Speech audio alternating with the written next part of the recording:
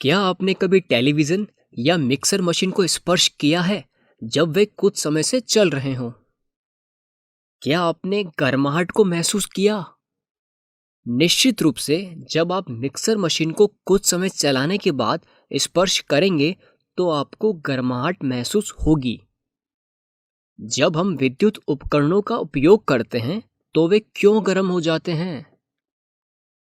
विद्युत धारा के तापीय प्रभाव के कारण यह गर्मी अथवा ऊष्मा उत्पन्न होती है।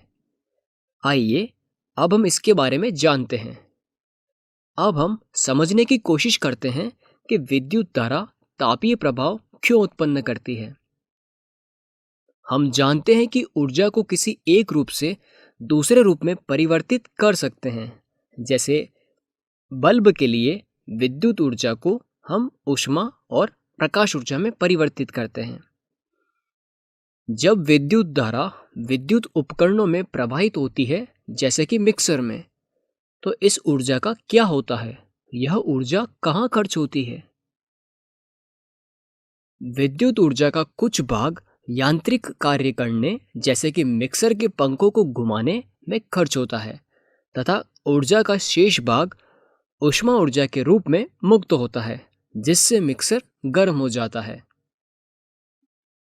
विद्युत धारा के कारण विद्युत ऊर्जा का ऊष्मीय ऊर्जा में परिवर्तन विद्युत धारा का तापीय प्रभाव कहलाता है, जिसे हम अंग्रेजी में heating effect of electric current भी कहते हैं।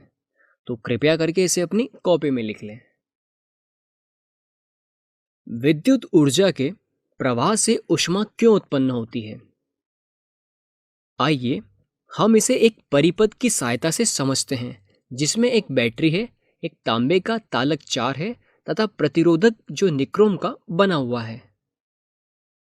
जब परिपथ में धारा प्रवाहित होती है तो निक्रोम का तार गर्म होकर लाल हो जाता है, जबकि तांबे के तार को गर्म होने में अधिक समय लगता है।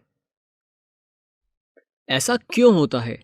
यह जानने के लिए हमें इन पदार्थों के संरचना की तुलना करनी होगी। तांबे के तार में धनावेशित आयनों का जालक होता है। इसमें ढेर सारे मुक्त इलेक्ट्रॉन होते हैं जो स्वतंत्र रूप से गति कर सकते हैं तथा धनायन केवल कंपन कर सकते हैं। ये स्वतंत्र रूप से गति नहीं कर सकते हैं। निक्रोम तार निकल, क्रोमियम और आयरन की मिश्र धातु है। अतः यह 3 विभिन्न प्रकार के आयनों का जाल है। विभिन्न प्रकार के परमाणुओं से बंध बनाने के कारण निक्रोम में इलेक्ट्रॉनों की कमी होती है। ये बंध इलेक्ट्रॉनों के उपलब्ध मुक्त प्रवाह के मार्गों को अवरोधित करते हैं। अतः जब तांबे में विद्युत प्रवाहित होता है तो इलेक्ट्रॉन आसानी से गति करते हैं तथा कुछ कंपित परमाणुओं से टकराते रहते हैं, परंतु निक्रोम में बंधों के अवरोध के कारण इलेक्ट्रॉन आगे नहीं बढ़ पाते, तो ज़्यादातर इलेक्ट्रॉन कंपित परमाणुओं से टकराते रहते हैं। इस टकराव के दौरान इलेक्ट्रॉनों की कुछ ऊर्जा धनायनों में स्थानांतरित हो जाती है, अतः आयन प्रबलता से कंपन करने लगते हैं। यह ऊर्जा ऊष्मीय ऊर्जा के रूप में मुक्त होती है। तांबे में टक्करों की संख्या कम होने के कारण कम ऊर्जा मुक्त होती है, जिससे यह कम गर्म होता है, जबकि निक्रोम में टक्करों की संख्या अधिक होने के कारण अधिक ऊर्जा मुक्त होती है, जिससे यह बहुत अधिक गर्म हो जाता है। इसे विद्युत का तापीय प्रभाव कहते हैं। इस प्रभाव का उपयोग विद्युत हीटर, विद्युत इस्त्री आदि जैसी युक्तियों में किया जाता है। तो इसे अपनी कॉपी में लिख लें। तापीय प्रभाव को जूल का तापीय प्रभाव भी कहते हैं, क्योंकि इसे सर्वप्रथम जेम्स जूल ने अध्ययन किया था। आइए अब हम जूल के तापन नियम को समझते हैं। प्रतिरोध R के किसी प्रतिरोधक पर विचार कीजिए जिससे विद्युत धारा I प्रवाहित हो रही है। मान लीजिए इसके सिरों के बीच विभवांतर V है। मान लीजिए इससे t समय में Q आवेश प्रवाहित होता है।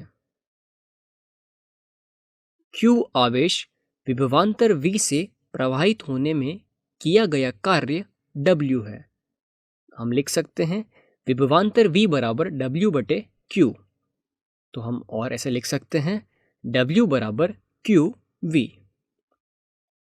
अतः स्रोत को समय t में VQ ऊर्जा की आपूर्ति करनी चाहिए। अतः स्रोत द्वारा परिपथ में निवेशित शक्ति W बराबर VQ है। हम जानते हैं कि शक्ति P बराबर W/T होती है। तो W बराबर VQ रखने पर हमें प्राप्त होता है P बराबर VQ/T। जैसा कि हम जानते हैं I बराबर Q/T होता है, तो हमें प्राप्त होगा P बराबर VI। तो सोर्स द्वारा दी गई ऊर्जा है PT। P का मान रखने पर हमें प्राप्त होता है VIT। स्रोत द्वारा व्यय की गई इस ऊर्जा का क्या होता है?